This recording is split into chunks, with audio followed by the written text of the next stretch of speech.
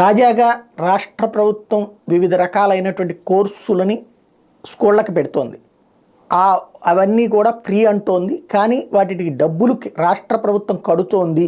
అవునా కాదా చెప్పండి అంటూ తెలుగుదేశం పార్టీ ప్రశ్నించింది.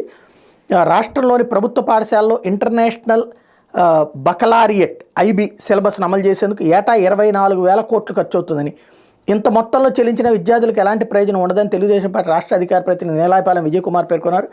మంగళగిరిలోని తెలుగుదేశం పార్టీ కార్యాలయం సోమవారం ఆయన విలేకరులతో మాట్లాడారు. ఐబీ విద్యా విధానం అమలు కోసం ఒక్కో పాఠశాలకు 3,75,00,000 అప్లికేషన్ ఫీజు కట్టాలి.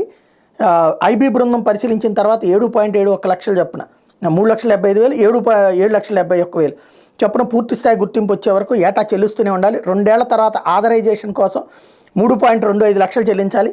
విద్యార్థులకు పరీక్షల కోసం అదనంగా సబ్జెక్టుల వారికి కట్టాలి. మొత్తం ఒక్కో పాఠశాలకు ఏటా 50 లక్షల నుంచి 70 లక్షల దాకా ఖర్చు అవుతుంది. ఇంత వెచ్చించడం సాధ్యం అవుతుందని ప్రశ్నించారు. ప్రపంచవ్యాప్తంగా 5,000, ఇండియాలో 216 పాఠశాలలో మాత్రమే ఐబీ విధానాన్ని రాష్ట్ర వ్యాప్తంగా అమలు చేయడంలో ఆంతరం ఏంటని విజయ్ కుమార్ ప్రశ్నించారు. ఐబీతో చేసుకున్న ఒప్పందం ప్రకారం రాష్ట్రంలో తొలుత 1వ తరగతి, మరుసటి ఏడాది 2వ తరగతి, ఇలా పెంచుకుంటూ 2037 నాటికి 12వ తరగతి వరకు అన్ని స్కూళ్లను ఐబీలోకి మార్చేస్తారు. రాష్ట్రంలోని సుమారు 58,000 పాఠశాలలు నిర్వహించగలిగే సామర్థ్యం ఐబీకి ఉందా?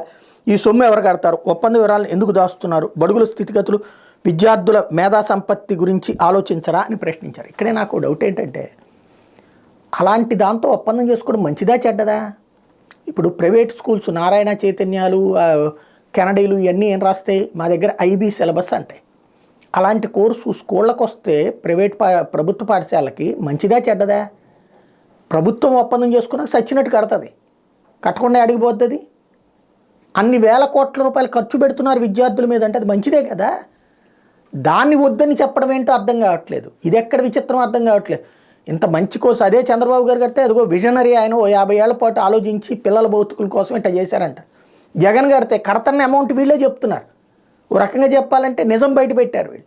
నిజం బయట పెట్టి ఇప్పుడు ఏం మాట్లాడుతున్నారు? అది కట్టగలరా అని అడుగుతున్నారు. ఇంకా అంతకంటే విచిత్రం ఏముంటుంది?